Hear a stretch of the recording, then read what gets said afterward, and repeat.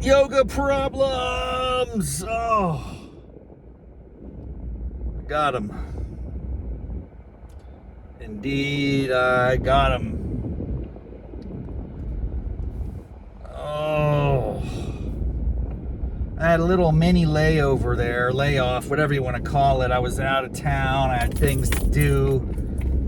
It's just hard to get back into the routine, man.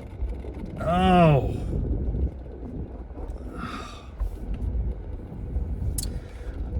But the problem today was so pungent.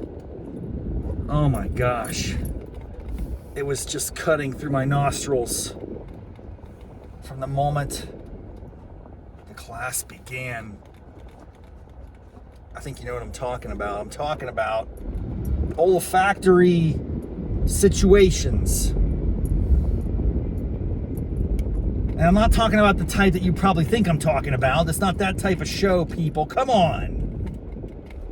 It's a yoga problem. The hot yoga problem is, and it happens on occasion. It's pretty rare. It's pretty infrequent. It's probably the first time it's happened since the inception of hot yoga problems a few months ago. Nevertheless, it's a real problem, folks. When one of your classmates, your yogi pals, comes in there, flopping around, and then you're like, what is that? Oh my gosh, they're spraying lavender, freaking rosemary, thyme, cinnamon, I don't know what concoction this person was fumigating the class with, but holy moly. And the heat only brings out the smells even further. You know what I'm talking about. Oh my goodness. Now I'm just getting over a cold. I'm almost 100%. I'm like 98.9% back. It took me a good 2 months to kick that RSV, and I had a flashback in there because I got some of that oleander or whatever. I don't know what the smell was, dude. Jehovah. It was a concoction. It wasn't a single fragrance. I think this person is like a chemist, and she came up with some new smell, a new sensation. Listen, man, you do you. I'm fine with that. Actually, there was a time not that long ago that I myself would enhance my hot yoga experience with a little bit of a scent.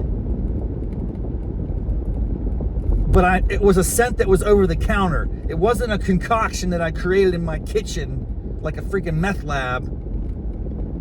I bought it online. Typically, like a spearmint or a peppermint or a minty type smell, and you dab a little bit of that oil. It's like a natural thing, bro. You put it on your wrist. You go like this. You rub your wrists together, and then you go like this. You smell it up, and it opens your nostrils. That's intentional, man. Eucalyptus, peppermint patty, whatever it was. I don't even remember, but it was a specific oil, a specific type of oil from a leaf,